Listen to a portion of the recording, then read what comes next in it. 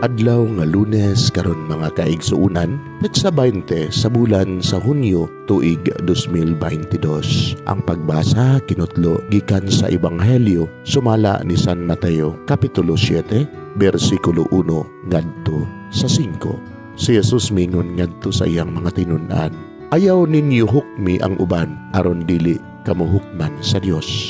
Kay hukman kamo sa Dios sama sa paghukom ninyo sa uban ug sukdon kamo niya sa samang sukdanan nga inyong gigamit sa uban. Nganong nakita man nimo ang puling sa imong isig katawo apan wala ka magtagad sa truso diha sa imong mata? Unsaon man nimo pag-ingon sa imong isig katawo, kuhaon ko kanang imong puling nga naa may truso sa imong mata? Tigpakaaron ingnon, kuhaa na ang truso nga anaa sa imong mata aron makakita ka pag-ayo ug makuha mo ang puling sa imong isig katawo. Mga igsuon, ang Ebanghelyo sa Ginoo, daygon ikaw o Kristo.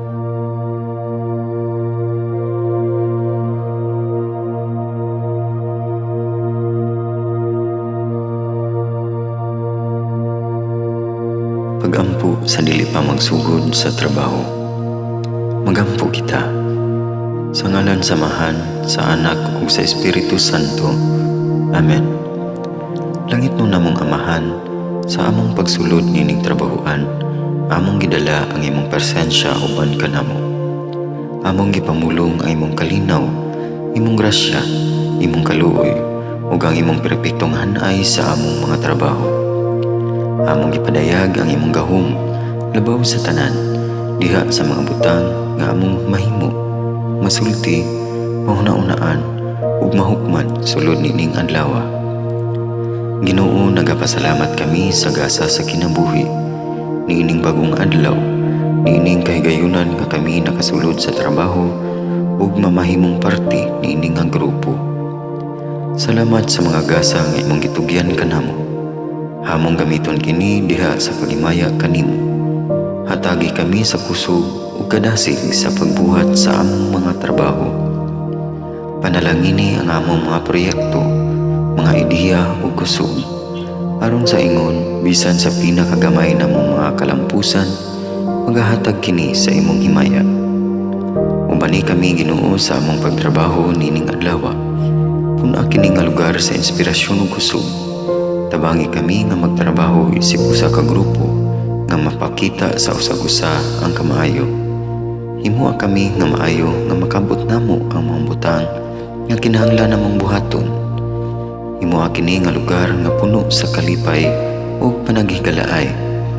Ug kamugaway ug kalinaw ang mapatigbabaw niining dapita. Ginoo, kung kami anaa sa kalibog, giyahi kami. Kung kami muwadaan sa kadasig ug paglaom, dasiga kami.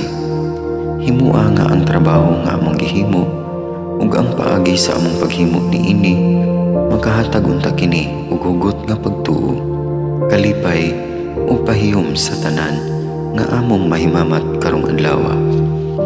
Panalangini ang among mga pamilya, among Pinoy-anan, among nasod.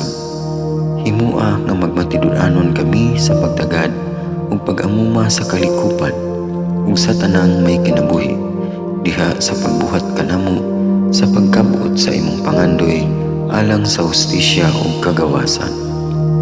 Ug Ginoo, sa among pagbiya nining lugara, tagay kami sa imong panalangin ug kaluoy sa among pagbiyahe. Panalangini ang among mga pamilya ug Pinoy-anan nga anaon ta sa maayong kahimtang sama sa among pagbiya kanila. Ginoo, salamat sa tanang butang nga imong nabuhat, sa tanang butang nga imong gibuhat, ug sa tanang butang nga imong buhaton pa. Sa ngalan ni Jesus, among giampo diha sa tumang pagigugma ug pagpasalamat. Amen. Sa ngalan samahan, sa Anak ug sa Espiritu Santo. Amen.